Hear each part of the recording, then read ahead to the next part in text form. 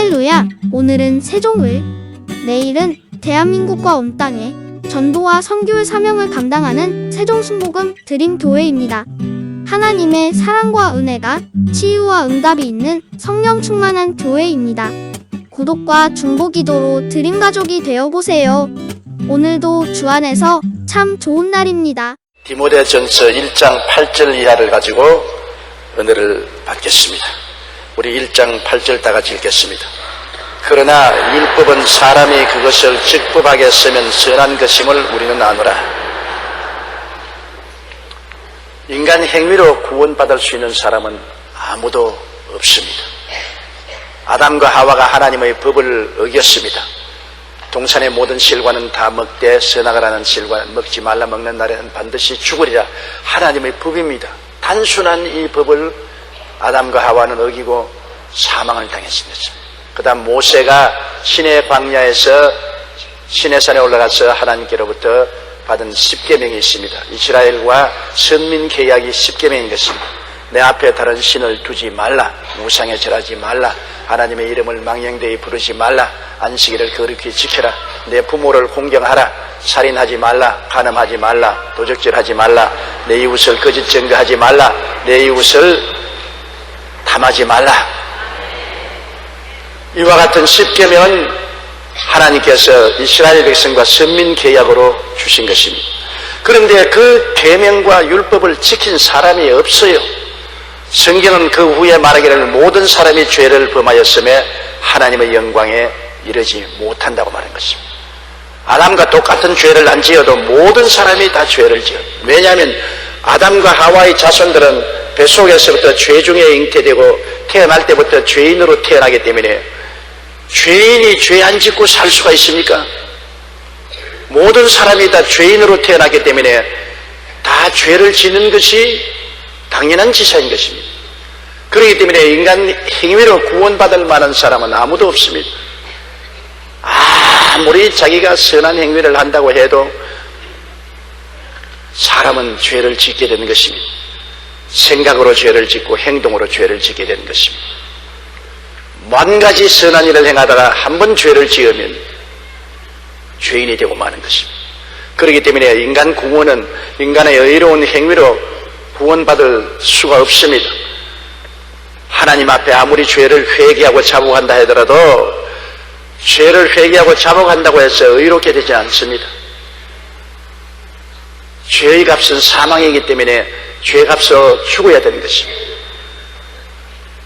우리 예수 그리스도 믿는 신앙이 탁월한 것은 죄 없는 하나님이 사람으로 오셔서 나와 같은 사람이 되셨고 내가 되어 주셨고 나를 끌어안고 십자가에서 죄값을 청산해 주었다는 것입니다. 우리가 빚진 죄인이 죄주에게 자꾸 미안합니다. 빚을 져서 미안합니다. 그런다고 빚이 없어지는 건 아니잖아요. 미안하다고 아무리 해도 그건 미안한 것이고 빚은 그대로 남아있는 것입니다.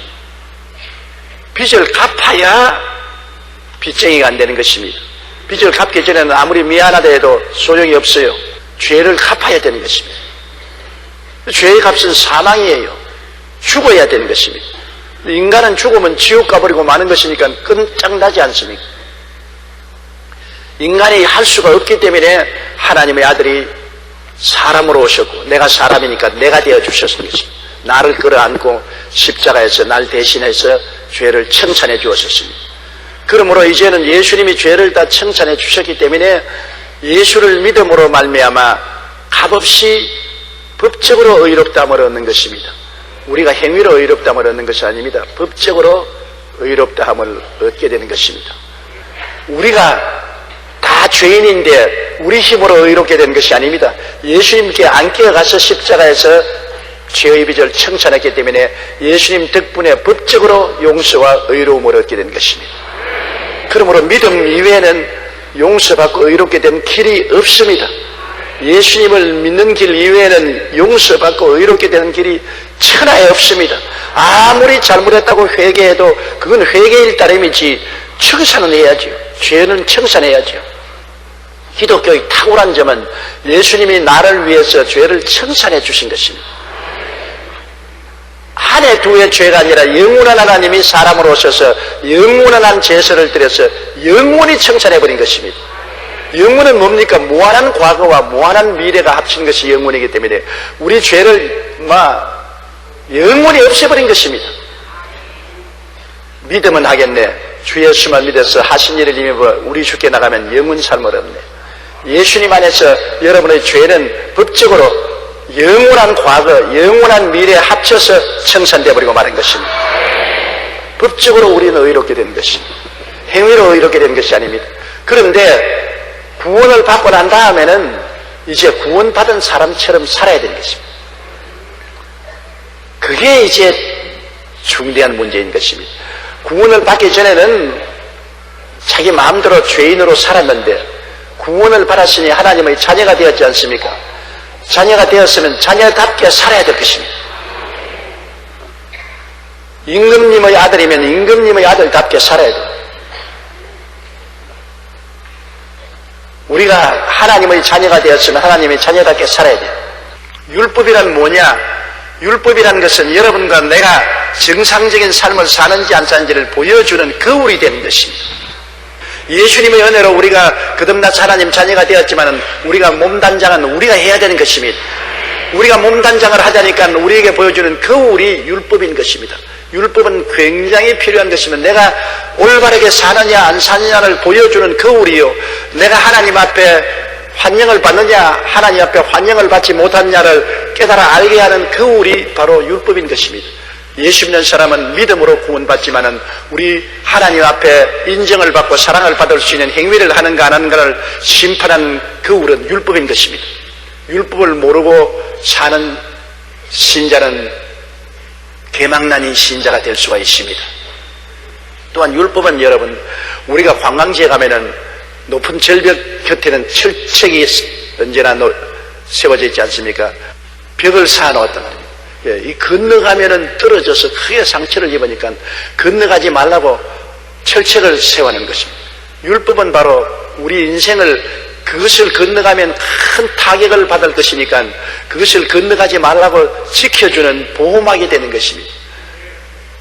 율법이 있어야 우리가 위험을 피할 수가 있고 하나님 앞에 올바르게 서서 살 수가 있고 자기를 윤리적 도덕적으로 올바르게 단장을 해서 하나님 앞에 인정받고 사랑을 받을 수 있는 것입니다. 우리가 자꾸 기도만 한다고 응답을 안 되는 것은 하나님의 법대로 살지 못하면 하나님이 회개하기를 원하시지 회개하지 않은데 하나님이 복을 주시지는 않습니다. 그것은 미신이지요. 여러분, 미신하고 우리 신하고 뭐가 다릅니까? 미신은 윤리와 도덕성이 없습니다. 그냥 산에 가서 빌고 물에 가서 용왕님께 빌고 돌멩이도 빌고 선앙당에 가서 빌고 술 주정뱅이도 빌고 창녀도 와서 빌고 도둑놈도 빌고 윤리와 도덕성이 없이 빌기만 하는 것입니다. 이것은 미신인 것입니다.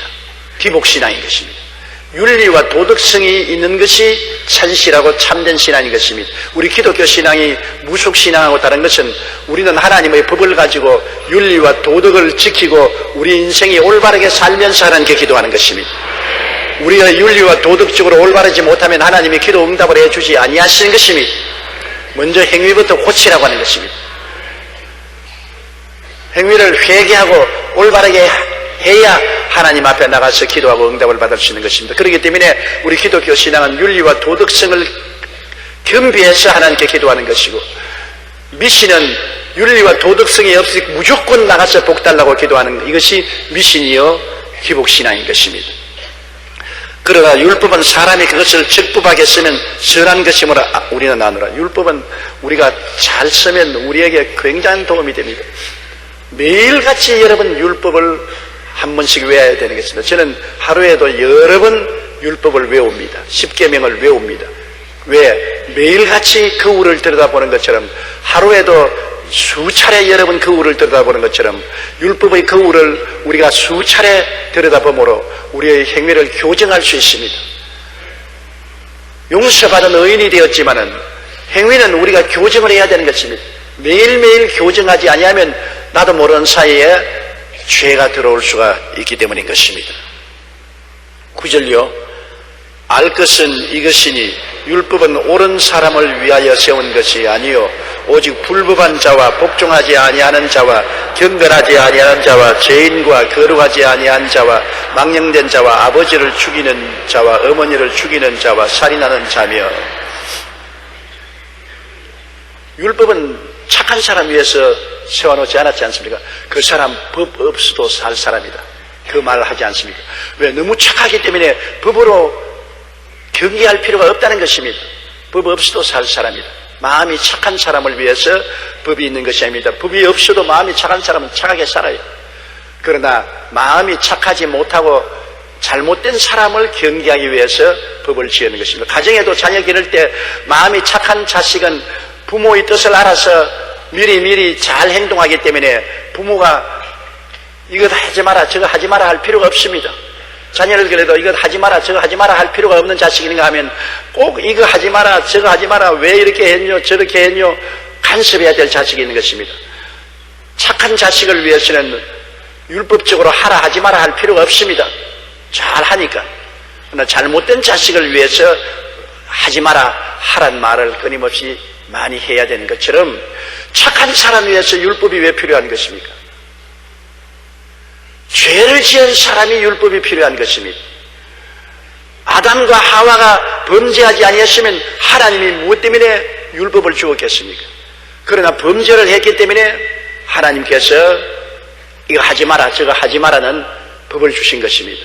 또 경건치 아니한 자, 세상을 따라 산다, 술망령이 도박하고 방종하는 사람을 위해서 올바르게 서서 살 수 있도록 법을 세우는 경건하지 아니한 사람, 죄인은 하나님을 반역하고 거역하는 자이니 그에 대한 하나님의 심판을 위해서 율법을 주시고, 거룩하지 않은 자, 더럽고 추한 생각과 말과 행동을 하는 자, 망령된 자는 망령이 난 사람 말입니다. 주일날 교회 가라 하는데 흥건 가지고 술 마시러 가고, 남편 교회 가서 예배 드리라 하는데 교회 간다고 아침 일찍 자동차 타고 나가가지고서 골프장에 가다가 전봇대를 받아가지고서 병원에 입원한 사람, 망령된 자와 아버지를 죽이는 자와 어머니를 죽이는 자. 요사이 아버지를 죽이고 어머니를 죽이는 사람 많지 않아요. 바울 선생이 있던 그 당시에도 아버지를 죽이고 어머니를 죽이는 사람이 있지만 오늘날도 그런 사람들이 있어요. 살인하는 자. 성경에는 하나님께서 가차없이 살인한 자는 죽이라고 말한 것입니다. 심지어 간음한 자도 돌로 쳐 죽이라고 했었습니다. 죄에 대해서 하나님은 엄격하게 다루었습니다. 이러므로 아버지를 죽이고 어머니를 죽이고 살인하는 자는 그 사람의 인권만 있는 것이 아니라 죽임을 당한 자의 인권도 생각해야 되는 것입니다. 그러므로 사형제 문제는 상당히 신중히 생각해 봐야 될 것이지 적극적으로 생각해서는 안 될 줄로 저는 생각을 하고 있습니다. 여러분은 어떻게 생각하십니까? 피해자의 인권도 생각해야지요.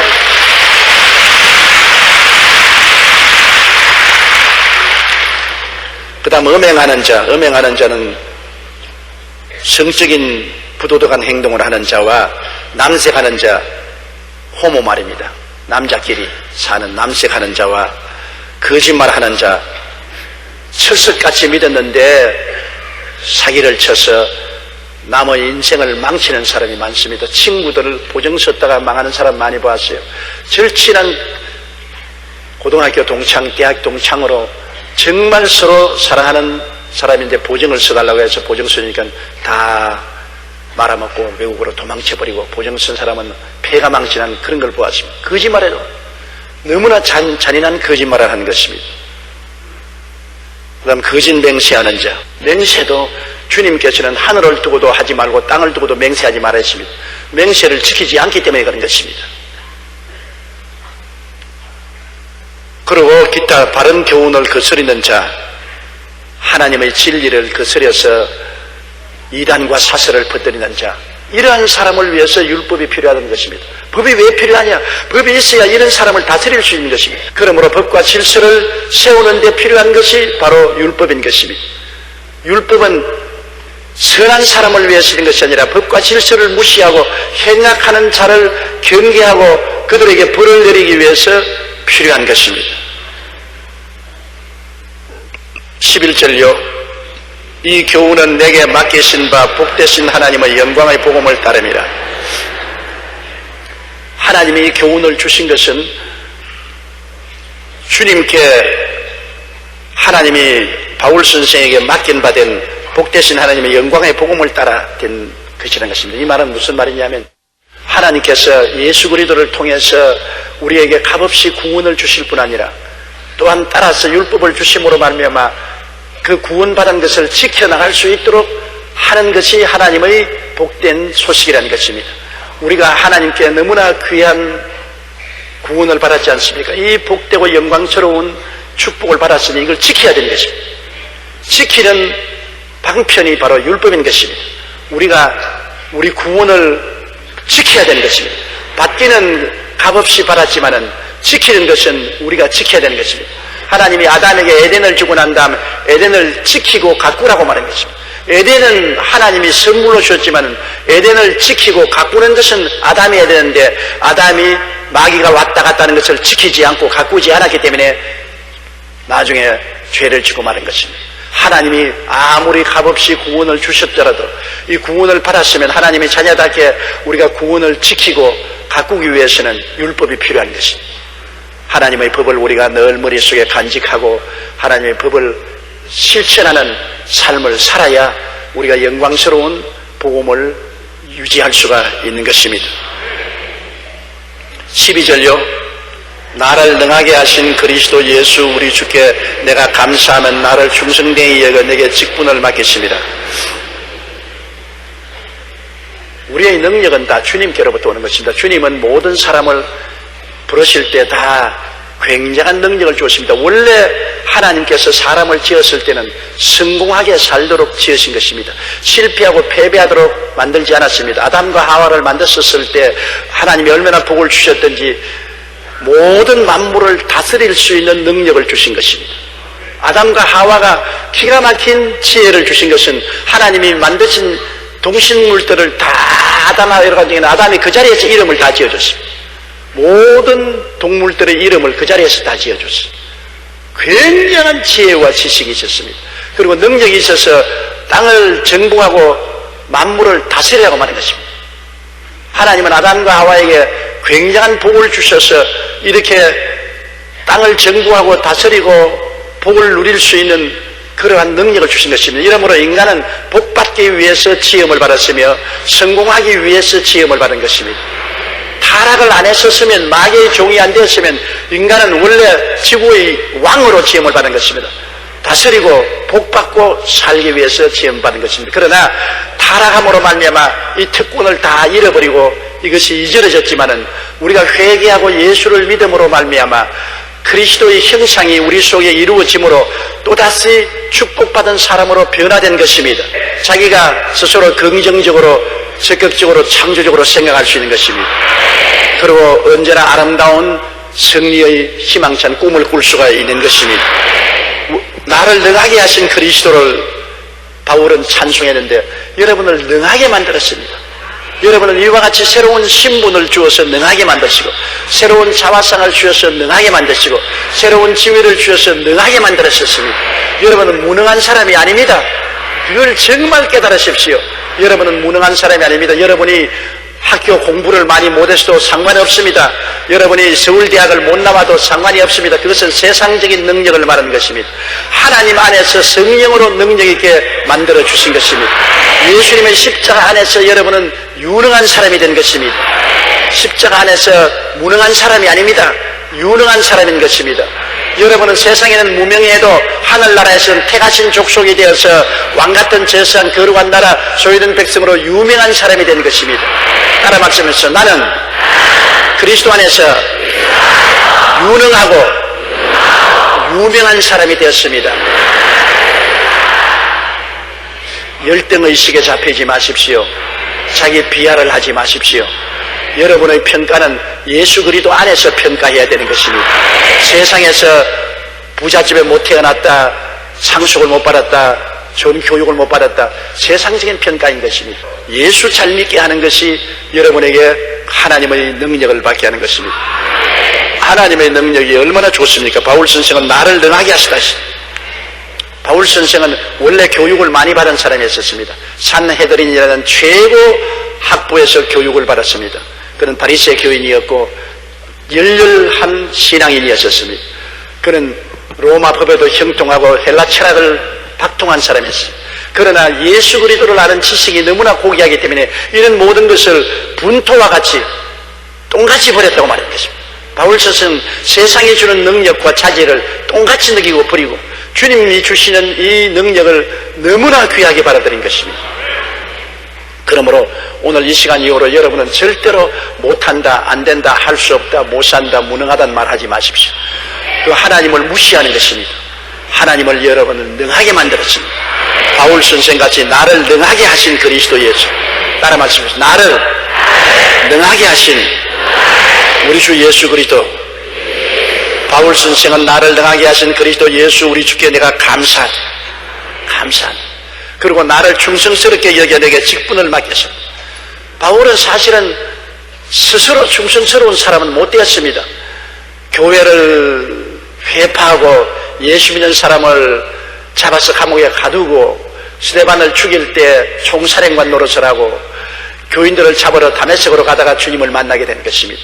그러므로 교회를 회파하고 회방하고 많은 잘못을 했지만은 그러나 하나님은 중심을 보시고 바울 선생은 충성스러운 사람으로 인정해 주시고 직분을 주셨습니다. 그런데 과연 바울의 생활은 끝까지 그리스도를 향해서 수없는 고생을 하고 헐벗고 굶주리고 핍박을 당하고 감옥살이 많이 하고 매를 많이 맞고 파선도 당하고 하면서도 한결같이 주님 중심으로 서서 하나님을 섬기면서 나갔던 것입니다. 하나님을 배반하지 않았었습니다. 정말 우리는 여러분 좋은 시대에 태어나서 하나님을 배반할 수 있는 위협을 안 당한 것을 감사하게 생각해야 됩니다. 공산 치하에서 공산당들이 왔을 때 예수 믿는 사람, 목사, 장로, 집사, 권사들을 얼마나 많이 죽였습니까? 오늘날도 이슬람교 국가에서는 예수 믿으면 쫓겨나가고 시민권도 박탈당하고 재산 다 잃고 쫓겨나가고 예수 믿느냐 안 믿느냐 그것을 시험당할 때가 많은데 그런 시험을 우리는 안 당한 것을 얼마나 감사한지 몰라요. 예수 믿는다고 해서 창에 찔려 죽고 목이 베어 죽고 뜨거운 불로 태워놓은 의자 위에 앉혀서 불로 구워서 죽이고 그런 시험 안 당한 것을 얼마나 감사한지 몰라요. 그런 거 당하면 어떻게 하겠습니까? 나는 오늘도 기도할 때 하나님 나는 70평생을 살고 48년을 목회 생활하면서 예수 그리스도를 안 믿으면 죽인다는 시련을 겪지 않고 평안하게 예수 믿게 해주시고 너무나 감사합니다. 내가 천당 가면 내가 살아온 모든 하나님께 상 받은 상은 예수님을 위해서 고통당하고 순교한 사람들에게 다 돌려주십시오.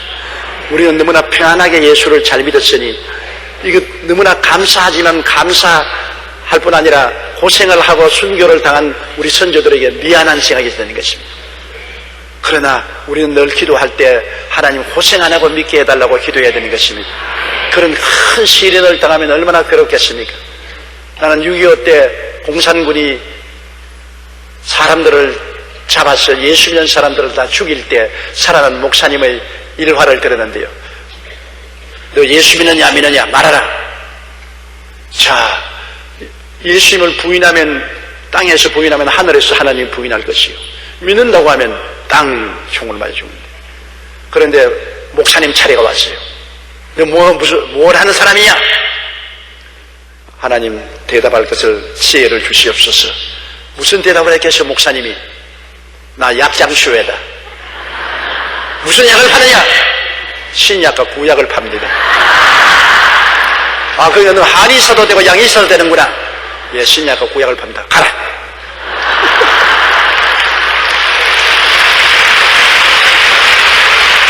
그래서 살아났다는 이야기가 있습니다. 우리는 그런 시험 안 당해야 돼요. 그런 시험을 당하면 얼마나 고통스럽습니까? 바울 선생은 마지막 로마에서 목이 베어질 때까지 하나님께 충성했습니다. 하나님께서 그 충성심을 보고 직분을 맡겼습니다. 우리에게도 하나님이 직분을 맡기면 충성하기를 원하는 것입니다. 우리에게 구하는 것은 충성이라고 말하는 것입니다. 우리에게 목사로 하나님이 직분을 주었으면 목사로서 충성해야 되고 전도사로서 원장로로서 안수집사 권사로서 지역장 구역장으로서 하나님이 부르신 데에 대해서 충성을 원하는 것입니다. 얼마나 큰 직분을 맡았느냐가 문제가 아닌 것입니다. 내가 맡은 바 직분에 대해서 충성을 다하느냐 안 하냐, 성실하냐 아니냐, 그것인 것입니다. 직분을 가지고 충성하는 사람은 하나님이 심판하지 않습니까? 한 사람에게 1달란트, 다른 사람에게 2달란트, 5달란트 맡겨놓고 먼 나라에 갔던 임금이 돌아와서 회개할 때 1달란트 받은 사람은 충성 안 했습니다. 땅에 파묻어 놓았다가 판에 왔습니다. 2달란트는 4달란트로, 5달란트는 10달란트 만들었습니다. 1달란트 받은 사람을 이 악하고 게으른 종아, 이를 어두운 데 쫓아내라고 했었습니다. 그러나 2달란트, 4달란트 받는 사람은 착하고 충성된 종이라 했습니다. 5달란트를 10달란트로 받는 사람은 똑같이 착하고 충성된 종이라고 했습니다. 충성된 것, 내가 맡은 것을 열심히 해서 그것을 점점 잘하게 하는 것이 충성된 것입니다. 감춰놓으면 안 되는 것입니다. 신앙생활도 한 가지요. 내가 예수를 믿고 구원을 받았으면 이 보화를 감춰놓으면 안 돼요. 충성된 사람은 이 보화를 자꾸 다른 사람에게 나눠야 돼요. 다른 사람에게 전도 못하면 내 가족들에게라도, 내 남편에게, 내 아내에게, 내 자식에게라도 전도해서 가족이라도 구원해야 되고, 일가 친척이라도 전도해서 내가 하나님께 맡은 바 이 귀한 달란트를 끊임없이 사용해서 달란트가 성장하게 만들어야 돼요. 충성심이라는 것은 하나님의 일을 성실하게 하는 것이 충성심인 것입니다. 우리는 모두 다 예수 믿는 사람은 하나님께서 달란트를 주신 것입니다. 달란트가 뭡니까? 내가 예수 믿은 것이 달란트인 것입니다. 달란트를 안 받았으면 예수 못 믿었죠. 믿음이, 예수를 믿을 수 있는 믿음의 달란트를 주셨으므로 그 믿음이 적으면 적은 대로, 믿음이 많으면 많은 대로 믿음을 나누어야 되는 것입니다. 우리 기독교 신앙이란 나누도록 하나님께서 우리를 부르신 것입니다. 무엇인지 신앙도 나누고, 물질도 나누고, 능력도 나누고, 끊임없이 이웃과 나누기 위해서 우리를 주님 주신 것입니다. 나누지 아니하면 우리 신앙은 죽어지는 것입니다. 우리 예수 믿는 사람은 나누어야 돼요. 그러므로 우리 여의도 순복음교회가 끊임없이 지성전을 세우고 선교사를 보내고 끊임없이 물질적으로 나누고 하는 것은, 교회는 원래 나누어야 살아남게 되어 있는 것입니다. 우리 내 개인의 신앙도 끊임없이 나눠야 돼. 내가 할 일 없으면 기도로도 나눠야 되는 것입니다. 하루에 여러분 아무리 적게 해도 한 30분은 시간 내가 기도해야 될 것이 아닙니까? 그러면 내 기도로서 교회를 위해서, 주의 종도를 위해서, 나라를 위해서, 민족을 위해서, 세계를 위해서 기도하는 것. 그 시간에 기도로서 은혜를 나누는 이러한 일을 해야 되는 것입니다. 정말은 전도할 능력이 없고 전도할 수 있는 힘도 없고 용기가 없이 뭐라면 기도라도 하십시오. 전도하는 사람을 위해서 기도라도 해야 되는 것입니다.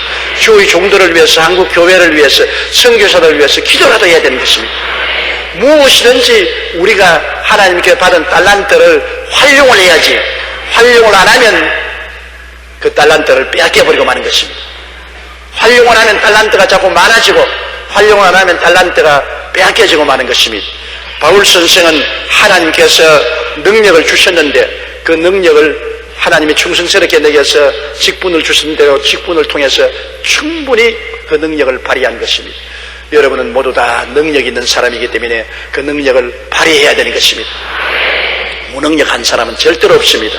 여러분 가정주부로서 능력이 있고, 어머니로서 능력이 있고, 또 여러분이 사업을 하면 사업가로서 능력이 있고, 장사를 하면 장사하는 사람은 능력이 있습니다. 없는 사람 아닙니다. 주를 믿는 사람에게는 하나님이 다 능력을 주셨습니다. 그러므로 바울 선생은 말하기를 내게 능력 주시는 자 안에서 내게 능치 못하심이 없다. 하나님이 주신 능력을 개발하면 위대한 일을 할 수가 있게 되는 것입니다. 13절요. 내가 전에는 비방자요 박해자요 포행자였으나 도리어 긍휼을 입은 것은 내가 믿지 아니할 때 알지 못하고 행하였습니다. 바울은 자기의 과거의 생활을 여기에 고백하고 있는 것입니다. 과거에는 예수 믿는 사람을 비방했지 않습니까? 그리고 예수 믿는 사람을 박해해서 끌어내어 공회에 와서 때리고 예수 그리스도를 부인하게 만들었고, 그리고 폭행을 했습니다. 스데반을 죽이는데 총 책임을 짊어지고 지시를 했고, 예수 믿는 사람을 잡아 죽이려고 다메섹까지 갔었습니다. 그래서 그는 전에는 비방자요 박해자요 폭행자였어요. 그런데 왜 하나님께 긍휼을 받았느냐? 제가 모르고 그랬다는 것입니다. 모르게 그랬다고 해서 죄가 없는 것은 아닙니다. 몰라서 지은 죄도 죄는 죄입니다만, 그러나 알고 지은 것보다는 질이 다릅니다. 제 질이 달라요. 사람들이 내게 묻습니다. 아담은 회개하면, 아담의 자손은 용서를 받는데 왜 마귀는 회개하면 용서 못 받습니까? 아담은 꾀임을 받아서 죄를 지었기 때문에 회개할 수 있지만은, 뱀은 오리지널 죄입니다. 꾀인 죄입니다. 완전히 뱀은 죄 덩어리 속에 서서 아담을 꾀했기 때문에 죄의 원인자가 마귀이기 때문에 회개할 수가 없어요. 마귀는 원죄를 가졌고 아담은 꾀임을 받았기 때문에, 꾀에서 넘어간 사람은 도로 또 오라고 하면 꼬우면 또 돌아올 수 있잖아요. 원래 죄를 지은 사람은 돌이킬 수가 없습니다. 마귀는 돌이킬 수 없어요. 마귀는 회개할 수 없어요. 완전히 원죄이기 때문에, 죄 덩어리이기 때문에 안 되지만은, 사람은 꾀임을 받아서 넘어졌기 때문에 또다시 회개하고 돌아올 수 있는 기회가 주어진 것입니다. 바울 선생께서는 알지 못하고, 마귀의 꾀임을 받아서 알지 못하고 비방하고 박해하고 폭행을 했으나 하나님이 긍휼을 베풀어 주신 것입니다. 오늘날 우리 모든 사람들에게 하나님이 긍휼을 베풀어 주는 것은 우리 스스로가 범죄한 것이 아니고 우리가 다 알지 못하는 사이에 마귀의 꾀임을 받아서 죄를 지었기 때문인 것입니다. 마귀가 우는 사자같이 돌아다니며 삼킬 자를 찾고 온 세상에 악한 자에게 속했으므로 우리는 마귀의 영향력을 입어서 범죄했기 때문에 다시 돌아올 수 있습니다. 돌아오는 것도 하나님이 긍휼히 여기서 성령으로 우리를 불러주셔서 돌아올 수 있는 것입니다. 마귀에게 꾀에서 넘어갔기 때문에 이제 성령의 감화를 통해서 돌아올 수 있는 것입니다. 우리가 회개할 수 있는 것도 성령님의 감화 때문에 회개할 수 있는 것입니다. 성령의 감화가 있어야 되는 것입니다. 마귀의 꾀임 때문에 죄에 넘어갔으면 성령님이 또 좋은 의미에서 꾀어야, 감화를 주셔야 성령의 감화를 받아서 돌이킬 수 있으므로 우리가 회개시키기 위해서는 성령의 감화가 있도록 기도를 많이 해야 되는 것입니다. 성령님은 기도를 통해서 역사하는 것입니다. 기도만 하면은 성령 바람 불어와요. 그러므로 우리 한국에 오늘날 평양 부흥 100주년 기념으로 대부흥을 가져오기를 원하는데 어떠한 제도나 조직으로 대부흥이 오는 것이 아닙니다. 성령 바람이 불어와야 되는 것입니다. 성령이 역사하기 위해서는 기도해야 돼요. 첫째도 둘째도 셋째도 모여서 기도해야 성령이 임하시는 것입니다. 오순절 날에도 열흘 동안 제자들이 마가 요한의 다락방에서 불철주야하고 기도해서 오순절 성령 역사가 일어난 것입니다. 또 제자들이 함께 모여 기도할 때 모인 곳이 진동하더니 성령이 충만한 것입니다. 우리 여의도 순복음교회가 지금까지 자란 이유는 기도를 중요하게 여기고, 우리가 불광동 때부터 시작해서 서대문 여기 올 때까지 열심으로 기도했기 때문에, 열심으로 새벽에 모아 기도하고 저녁에 모여 기도하고 우리가 고요일 때마다 통성으로 부르짖어 기도하고, 통성 기도가 그때는 없었습니다. 우리가 통성 기도한다고 전부 미쳤다고 사람들에게 손가락질을 받았는데, 그 통성 기도가 오늘날 온 한국 교회 전부 다 통성 기도하게 됐지만 처음 출발한 우리 교회에서부터 출발한 것입니다. 우리가 통성으로 눈물을 흘리고 회개하고 부르짖어 기도하고 성령 충만 받아서 성령의 감화와 감동으로 예수를 믿게 되고 또 신앙 속에 깊이 들어오게 된 것입니다. 성령을 통해서 우리에게 긍휼을 베풀어 주신 것입니다. 하나님의 긍휼은 예수 그리스도 십자가를 통하여 증명됐지 않습니까? 죄를 짓고 불의하고 추악하고 버림을 받아야 마땅한 우리들을 대신해서 십자가를 걸머져 죄를 청산하고 용서를 주는 하나님의 긍휼과 사랑과 자비가 넘치는 시대에 살고 있는 것입니다. 지금 우리 사는 시대는 구약 시대가 아닙니다. 구약 시대는 율법 시대로서 율법을 따라서 심판했지만은 지금은 예수 그리스도 십자가를 통해서 하나님의 긍휼을 베푸는 시대인 것입니다. 우리가 생각하기를 왜 저 죄 지은 것 그냥 탁 하나님이 치시면 좋겠는데, 그러나 지금은 치는 시대가 아니고 용서를 하는 시대인 것입니다. 긍휼을 베풀어서 회개시키는 시대가 우리의 시대인 것입니다. 하나님은 끝까지 오래 참으시고 회개하기를 기다리시는 것입니다. 그러나 이 은혜의 시대가 끝나면은 심판의 시대가 오는 것입니다. 그때는 행위대로 심판을 받게 되는 것입니다. 우리가 사는 이 시대가 가장 좋은 시대에 살고 있습니다. 십자가를 통해서 하나님이 긍휼과 은혜를 베푸는 시대에 살고 있기 때문에 하루에 7번씩 7번 죄를 지어도 회개하고 돌아오면 용서해 주시고 돌이켜 주시는 놀라운 하나님의 축복의 시대에 살고 있는 것입니다. 이런 때 예수 믿고 구원받아야지. 이 좋은 시대를 놓쳐버리면 나중에 심판의 시대에는 통곡하고 울어도 소용이 없게 되는 것입니다. 14절요. 우리 주의 은혜가 그리스도 예수 안에 있는 믿음과 사랑과 함께 넘치도록 풍성하였도다. 예수님의 은혜가 어떻게 오느냐? 예수님의 은혜가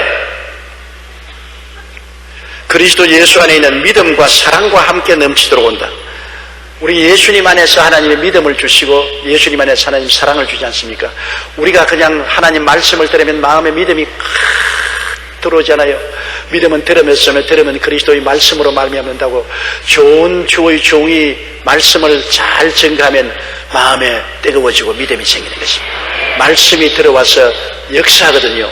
하나님의 말씀은 살았고 운동력이 있어 좌우의 어떤 날선 금보다 예리하여 영과 혼과 및 관절과 골수를 짜겐다고. 말씀이 들어와서 마음속에 변화를 가져오는 것입니다. 그리고 하나님의 사랑이 마음속에 부음받으면 은혜가 넘치게 되는 것입니다. 은혜는 말씀을 통해서 오고 그리스도의 사랑을 깨달음으로 우리 속에 넘치게 되는 것입니다. 그러므로 바울 선생도 주님의 은혜가 그리스도 예수 안에 있는 믿음과 사랑과 함께 넘치도록 풍성하였다. 오늘날 시대는 하나님께서 예수 그리스도를 통한 믿음과 사랑을 넘치도록 주어서 은혜가 풍성하게 만드는 시대인 것입니다. 가을에 곡식이 무르익어 황금 물결 치는 시대와 같습니다. 오늘날 주님의 믿음과 은혜가 풍성하게 넘칩니다. 어떻게 했냐? 라디오를 들어보십시오. 기독교 방송국이 있어서 24시간 기독교 방송이죠. 또 텔레비를 들어보십시오. CTS 텔레비 방송, CBS 텔레비 방송을 통해서 또 인터넷을 통해서 말씀이 전개되죠. 이게 다 하나님의 은혜인 것입니다. 복음 전개가 풍성하게 넘쳤습니다. 이 세상 어느 오지에도 방송이 안 들어가는 데가 없고 출판물이 안 들어가는 데가 없습니다. 이러므로 하나님에 대한 믿음과 사랑이 방송을 통해서 신문 잡지를 통해서 넘치도록 풍성해지고 은혜가 지금 넘실거리고 출렁거리는 것입니다. 오늘날 시대에 하나님 은혜 못 받으면 다른 때는 받을 수가 없는 것입니다. 초대교회도 오늘날 많은 은혜가 풍성한 때가 없습니다. 오늘은 어디든지 은혜 받으려면 받을 수 있고 병실에서도 라디오를 틀어놓고 받을 수 있고 집안에서도 텔레비 틀어놓으면 은혜를 다 받을 수 있고 뭐 인터넷 두들기면 다 은혜 받을 수 있고 지금 우리가 여기서 오늘 한 10,000명이 모여서 예배를 보지만 실제로 우리 인터넷을 통해서 예배 보는 사람은 얼마든지 많습니다. 전국에 인터넷을 통해서 전 세계에서 우리 수요 예배를 같이 참여하고 있는 것입니다. 이 은혜가 얼마나 풍성합니까? 옛날에는 어림도 없던 일을 하고 있는 것입니다. 그러므로 주님께서 이 말세에는 은혜를 주시되 더 넘치게 주시는 것입니다. 옛날에는 이 마이크가 없었어요. 제가 목회 시작할 때도 마이크 성능이 너무나 나빠서 늘 목이 쉬어 있었습니다. 그러나 오늘 마이크가 이렇게 좋으니까 어떤 곳에 가도 어떻게 많은 수가 모여도 마이크를 통해서 확성기를 통해서 복음을 전가해 주시니 얼마나 은혜가 풍성한 것입니까? 풍성한 은혜죠. 오늘날 하나님은 우리 영혼이 잘됨같이 범사에 잘되며 강건하고 생명을 얻되 풍성하게 얻는 이 말씀과 이 사랑의 은혜를 넘치게 부어주고 있는 것입니다. 우리 하나님은 우리에게 큰 선의를 베풀고 계신 것입니다. 우리가 주님께 회개하고 나와서 믿고 그 사랑을 의지하고 부르짖기만 하면 은혜 받습니다. 은혜 못 받을 사람이 없는 것입니다. 보라, 지금이 은혜 받을 만할 때요, 지금이 구원의 날인 것입니다. 다 은혜 받을 수 있는 것입니다. 하나님은 은혜 주시기를 간절히 사모하고 있는 것입니다. 15절요.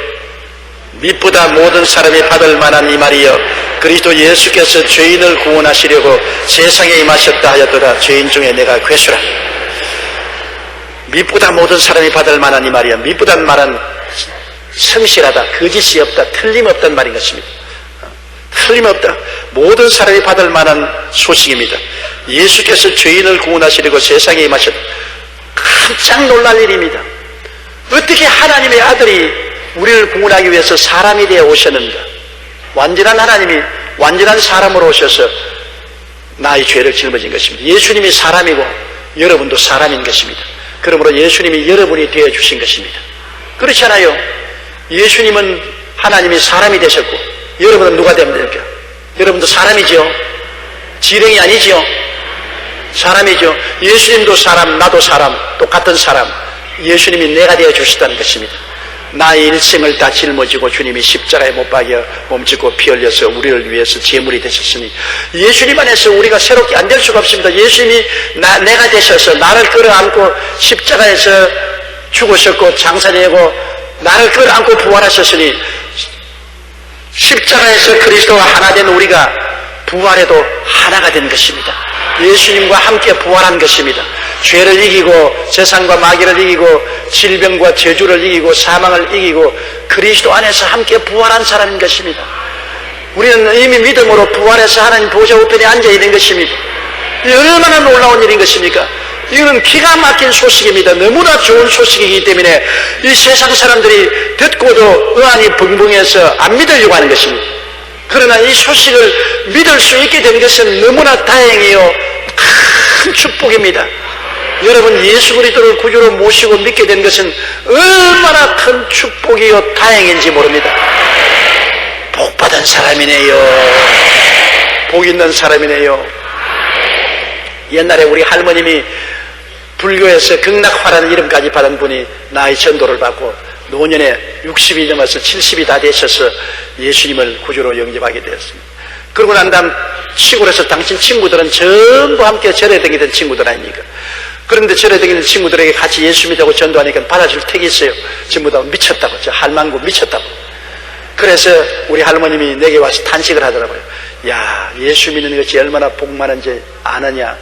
내가 전도해보니까 복 없는 사람 절대 예수 못 믿더래. 복이 있는 사람이야 예수 믿지, 복 없는 사람 예수 못 믿더래.